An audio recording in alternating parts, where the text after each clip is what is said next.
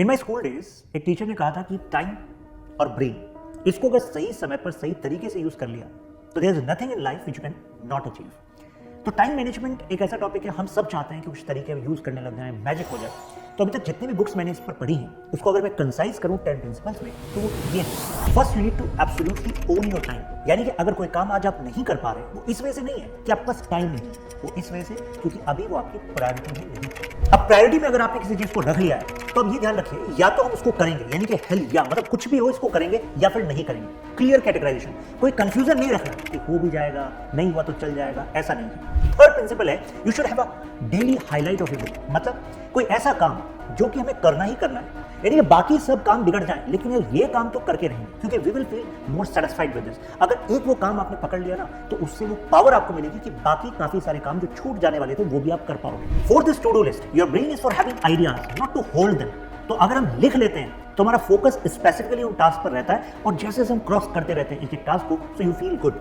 Fifth is blocking, यानी कि specific time date block होना चाहिए कि ये वाला टाइम इसी काम के लिए है, तो इससे आप बेटर तरीके से ऑर्गेनाइज कर पाएंगे। मेरे साथ भी कितनी बार ऐसा होता है कि मैंने एक जगह पर हाँ कर दिया कि हाँ मैं इस काम को कर दूंगा, उसी सेम टाइम पर क्योंकि वो ब्लॉक नहीं था मेरे कैलेंडर में तो मैंने दूसरी जगह भी हाँ कर दिया। अब ये तो आउट इंटीग्रिटी होगा और अल्टीमेटली फिर वो कमिटमेंट फेल होगा तो काम हैम्पर होगा, आई विल फील डिसऑर्गेनाइज। तो ऐसा नहीं हो, इस वजह से अपने स्केड्यूल में कितना ही टाइम लगता है आपको अपने कैलेंडर ओपन करना है और वहां पर टास्क को लिख लेना है कि ये दिन ये टाइम इसके लिए है, और जब कोई और कमिटमेंट रखे कोई और काम रखे एक बार चेक कर ले। Sixth, remember Parkinson's law, work expands to fill the time you give it, यानी कि आप जितना समय एलोकेट करेंगे ना किसी काम को वो काम उतना ही फैल जाएगा।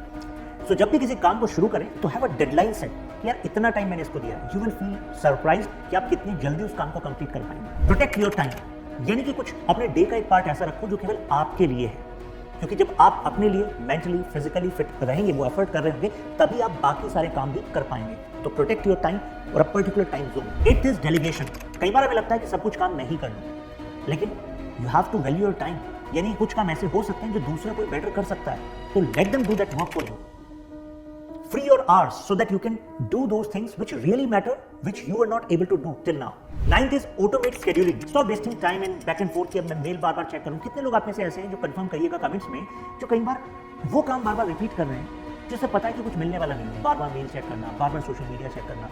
तो यानी कि हमें ऑटोमेट करना पड़ेगा कि क्या काम मुझे किस समय पर करना है। And final one is be grateful at the end of the day, feel satisfied. Satisfaction has immense value. So these are the 10 principles. तो इनमें से कौन से ऐसे प्रिंसिपल्स हैं जो सबसे पहले आप यूज करने वाले हैं और उससे क्या आपको हासिल हुआ, कमेंट्स में शेयर कीजिएगा।